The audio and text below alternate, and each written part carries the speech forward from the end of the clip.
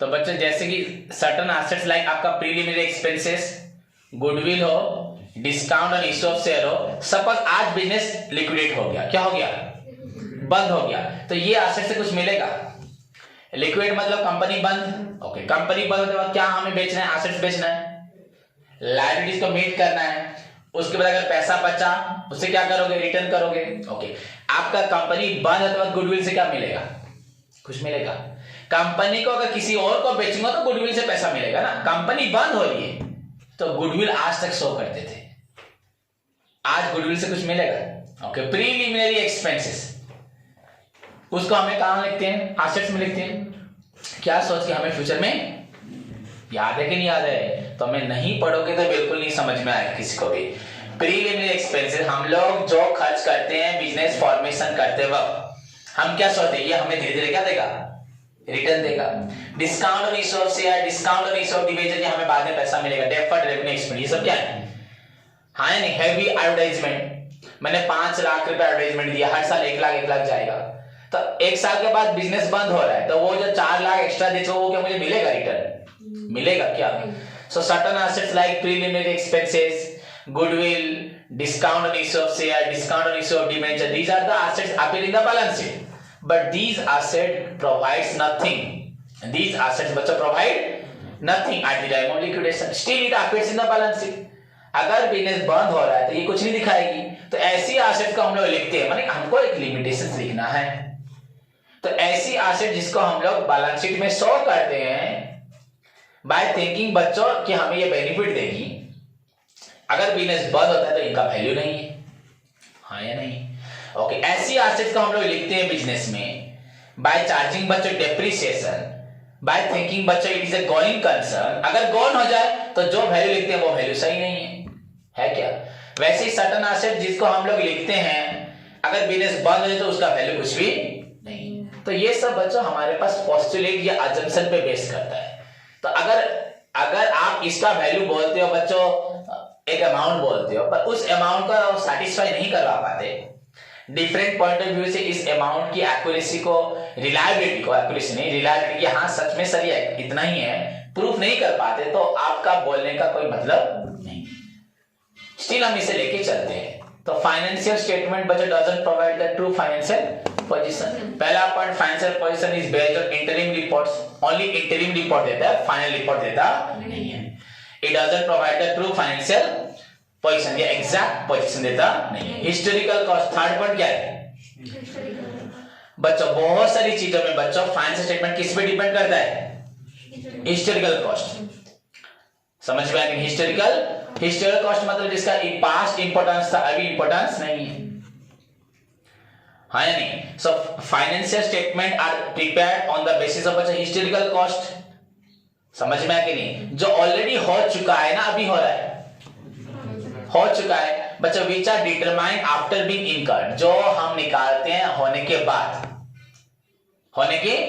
माने past data, किस पे डिपेंड करते हैं, पास्ट। तो बच्चों अगर पास्ट इंफॉर्मेशन पे फाइनेंशियल स्टेटमेंट बनाया जाता है तो ये प्रेजेंट इकोनॉमिक कंडीशन को रिवील नहीं करेगा क्या। अगर पास्ट इंफॉर्मेशन पे बेस करके अगर हम फाइनेंशियल स्टेटमेंट बनाएंगे तो ये हमारा प्रेजेंट इंफॉर्मेशन देगा क्या, तो प्रेजेंट बिजनेस के बारे में हेल्प नहीं बताएगा, because it is based on historical cost. समझ में आया कि नहीं। फाइनेंशियल स्टेटमेंट्स आर बेस्ड, आप लोग हिस्टोरिकल कॉस्ट कैसे बताएंगे, सपोज डेब्टर, हम लोगों ने सोचा था कि हर साल हमारा 5% क्या होता है, डाउटफुल डेब्ट होता है, क्या जरूरी है इस साल 5% होगा जरूरी है क्या। तो ये पढ़ाई दूसरी पढ़ाई से अलग है, समझना और इसको तुमको याद भी रखना। पर हम लोग क्या करते हैं, हमने एस्टिमेट किया कि 5% डाउटफुल होगा, तो 5% चार्ज करके हमने फाइनेंशियल क्वेश्चन निकाल दिया। मे बी इस साल 5% नहीं भी हो सकता है, ज्यादा भी हो सकता है, कम भी हो सकता है, but since it is prepared on the basis of historical cost बच्चों, the information is also as per the past, नहीं कॉस्ट ना प्रेजेंट होगा, पास्ट के हिसाब से ही होगा, but it doesn't provide the present economic condition of the business, ये exact condition of the business बता नहीं पाएगा। दैट इज व्हाई जो प्रॉफिटेबिलिटी शो करेगा इनकम स्टेटमेंट, या जो आपका प्रॉफिटेबिलिटी, बच्चों सर बोलेंगे सर बच्चे कि सर प्रॉफिटेबिलिटी सर सही कैसे नहीं, आपने जो provision for doubtful debt PNL account में शो किया वो भी गलत होगा कि नहीं होगा? एंड जो फाइनेंशियल पोजीशन दिखाया बैलेंस शीट में माइनस के डेबिट से वो भी गलत होगा कि नहीं होगा? समझ में आया कि नहीं? So this is the third point. कितने पॉइंट्स हैं हमारे? 3 पॉइंट। पहला ओनली इंटरनल रिपोर्ट पे बेस्ड करता है, second doesn't provide the exact position, third बोला मैंने it is based on historical. Okay, then मैं जो पहला पॉइंट पहले पढ़ा, ये फोर्थ पॉइंट जो फर्स्ट पढ़ा चुका हूं बच्चों, ignorance of non monetary factors बता चुका हूं। फाइनेंशियल अकाउंटिंग बच्चों, you know financial accounting deals with only those transaction which can be expressed in terms of money. हाँ या नहीं? हम पढ़े मनी मेजरमेंट कंसेप्ट, नहीं पढ़े क्या? एंड दोस ट्रांजैक्शन बच्चों आपका, all those transaction which can not be expressed in terms of money can not found place in बच्चों फाइनेंशियल अकाउंटिंग में उनका स्थान होता नहीं है। Even if they are relevant to the business, जरूरी होंगे फिर भी उनका कोई भी स्थान होता नहीं है होता है क्या? Clear? So financial accounting provides information about the position of the business, about the profitability of the business on the basis of only monetary factors. Monetary information and non-monetary, only monetary.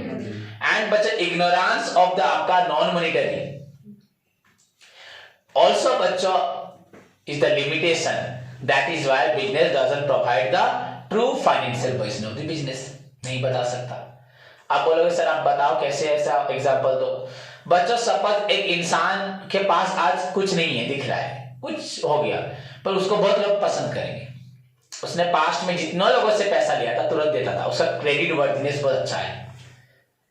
तुरंत उसने किसी को पैसा नहीं दिया, इसकी वजह से वो डूबा नहीं है, अदर फैक्टर से उसका कोई प्रॉब्लम हुआ है, सब उसका तबियत खराब हो गया, वो 6 महीने 1 साल बिजनेस में नहीं आया, पर उससे पहले सबका वो अप्रूव सब करता था। तो उसके बाद कुछ नहीं है, फिर भी उसका क्रेडिट वर्दीनेस है कि नहीं, तुरंत वो लोगों से मार्केट से क्या ले सकता है? लोन ले सकता है, हाँ या नहीं? लोन ले सकता है, नहीं ले सकता? तो अगर लोन फ्रॉम, अगर मैं लिखूंगा मनीषा, तो cash account debited to loan from Manisha, तो cash will appear in the asset side, loan from Manisha appear in the liability side. मैं तो पोजीशन शो कर देगा, अभी मैं 5 करोड़ लोन ले सकता हूं, हाँ या नहीं? तो लोन कैसे लिया?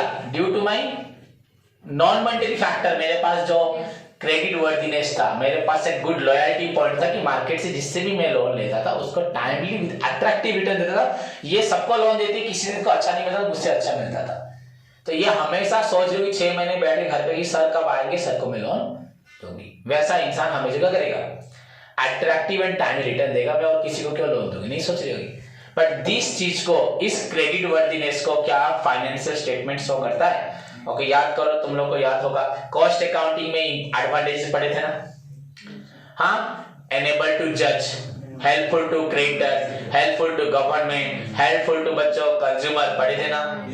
हाँ, तो ये helpful to creditor, it allow the creditor to come and जज the credit worthiness of the business so that they will be motivated and invest more and more into our business। तो ये creditor को बुला के देखते हैं, देखो आज तक हमारी फाइनेंशियल पोजीशन बहुत अच्छी है, हमने किसी उधार रखा नहीं आज तक, जिससे लेते हैं टाइम में, तो क्रेडिटर और भी इन्वेस्ट करेंगे। तो ये तो नॉन मॉनेटरी इन्फॉर्मेशन था, हाँ या नहीं? ये non monetary information of finance statement लेता है क्या? नहीं लेता। समझ में आया कि नहीं आया?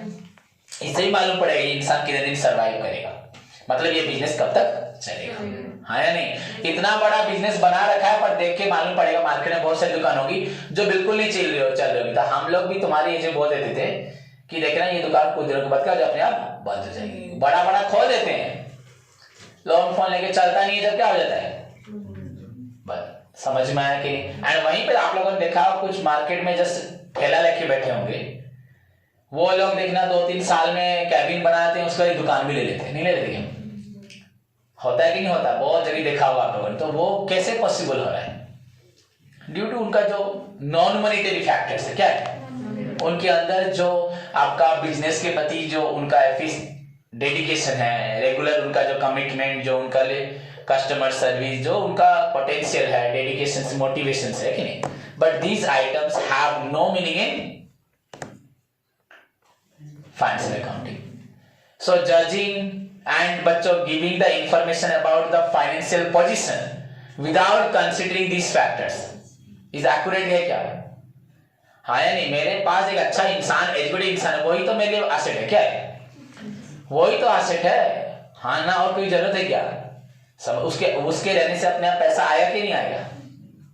ओके, कोविड में तो इंस्टीट्यूट पूरा बंद था, हाँ या नहीं, फ्री में पढ़ाता ही नहीं पढ़ाता, घर में बैठ के पढ़ाता। लोग खाली जो बोलने वाली बात है, इंस्टीट्यूट होगा, टेबल चेयर होगा तभी पढ़ा सकता हूँ, नहीं तो नहीं पढ़ा सकता। तुम क्या टेबल चेयर में पढ़ रहे थे? कोई बेड पे पढ़ रहा था, कोई सो के पढ़ रहा था, कोई लेट के पढ़ रहा था, अपने घर में पढ़ रहे थे, कोई रास्ते में पढ़ रहा था, कोई बिल्कुल जो भी कर रहा है, हाँ या नहीं, कोई बाइक में जाते हुए भी बिल्कुल कभी भी सुनता होगा, ऐसा भी हुआ नहीं हुआ क्या? हुआ होगा। तो यहाँ पे क्या मुझे बाइक जरूरत हुई? मुझे कुछ भी जरूरत नहीं हुआ, तो बस मुझे चाहिए था अपनी स्किल। जबकि दुकानदार को क्या चाहिए था? दुकान खोलना, कस्टमर का आना, सामान रखना, ये सब पॉसिबल नहीं हो रहा था। बट फाइनेंशियल अकाउंटिंग इन चीजों को लेता नहीं है। दैट्स व्हाई बच्चा फाइनेंशियल अकाउंटिंग आपको ट्रू क्वेश्चन बताता नहीं। समझ में आया कि नहीं? ओके, देन बच्चा नो प्रेसिजन। अभी तक जितना ही पढ़े बच्चों, ओवरऑली फाइनेंशियल अकाउंटिंग प्रिपेयर्स इंफॉर्मेशन, बच्चों जो भी देता है, जो भी इंफॉर्मेशन, जो भी फैक्ट्स देता है बच्चों, वो सभी प्रिसाइजली नहीं होते, पूरा एक्यूरेट होते नहीं। हर इंफॉर्मेशन बच्चों आपका पूरा एक्यूरेट होता नहीं है। समझ में आया कि नहीं? सारे इंफॉर्मेशन पूरे एक्यूरेट होते नहीं है। हम एक्यूरेट जो बोलते हैं, मिलेगा, मिलेगा जरूरी है? आउटस्टैंडिंग हम देते भी हैं कभी कभी, हाँ या नहीं? तो सारी चीजें बच्चों एक्यूरेट होती नहीं है। समझ में आया कि नहीं? These are based on concept and conventional procedure पे। ये किसे बेस करते हैं? कॉन्सेप्ट है, हाँ, सारे हमें बोला जाता है इसको, इस कॉन्सेप्ट को फॉलो करो, इस कन्वेंशन को फॉलो करो, उसी को हम लोग फॉलो करते हैं। तो दैट विच हैव नो बच्चों प्रिसाइज नहीं है, कि पूरा स्पेसिफिक नहीं है। That is why overally we can say that the financial statement doesn't provide the true profit and loss and financial position of a business. These are the 5 बच्चों आपका demerits या limitations of financial statements. It is based on interim reports या interim data. Then second point क्या था? It doesn't provide the exact position. Third point था historical information, historical cost पे based करता है। Then it doesn't provide, it ignore the ignorance of the बच्चा non-monetary factors, and finally no precision, माने पूरा specific नहीं है, प्रिसाइज नहीं है।